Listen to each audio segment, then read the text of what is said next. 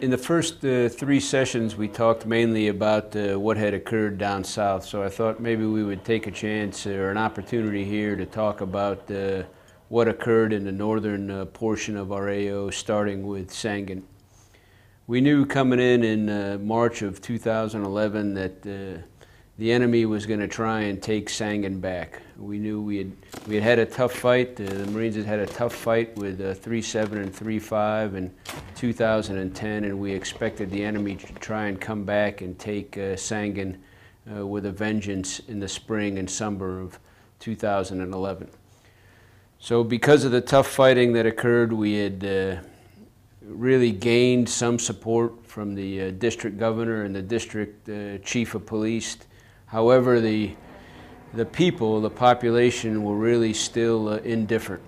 They had been under Taliban control for so long that they really weren't quite ready to commit to support either the Marines or the government, and they were suspect, quite frankly, of everybody, to include the Afghan government.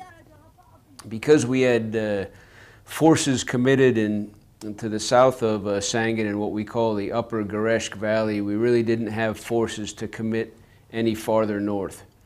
So we were really in a position where we were going to try and hold the gains that we had there in Sangin.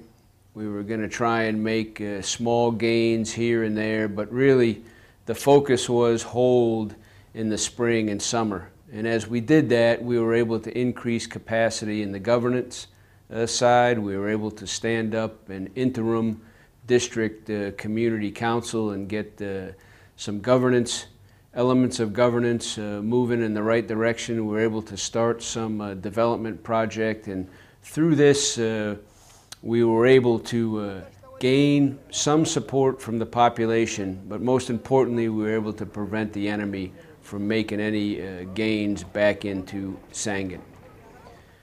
To expand security, we took our recon battalion and we consolidated those forces north in the upper Sangin Valley. And instead of doing typical reconnaissance mission and disruption up there in the upper Sangin Valley, we focused them on population-centric coin.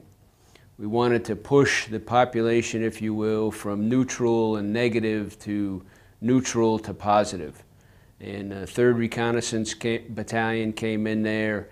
They operated out of what we called the Patrol Base Alcatraz, and they did a great job of gaining the support of the people. We also, at this point, late in the summer, were able to insert some special operations forces, both Marines, Army, and Navy Special Operations Forces, to begin executing the Afghan local police program. We inserted 3 sites up there to start to recruit locals to begin to provide for their own security. We did this because the provincial government, the district government, the district chief of police all said that one of the necessary elements for security up in the upper Sangin Valley was local police, and really they were looking for a local solution.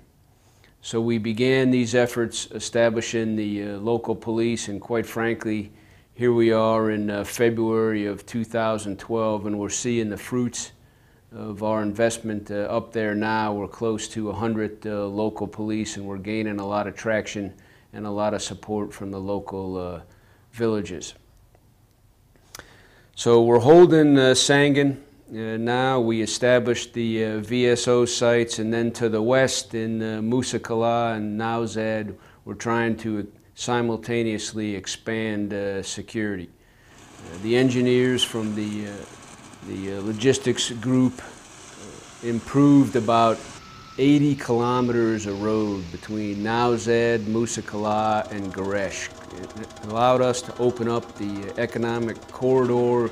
This is what the people were looking for, and this allowed them to move goods between the big bazaars, the economic hub in Gereshk, and Musa Kala and Nowzad. And we saw the bazaars expand dramatically in both Musa Kala and Nowzad over the period of about 90 to 120 days. We saw prices drop, we saw people return, and all of a sudden the people saw a reason, if you will, to side with the government. They saw an opportunity.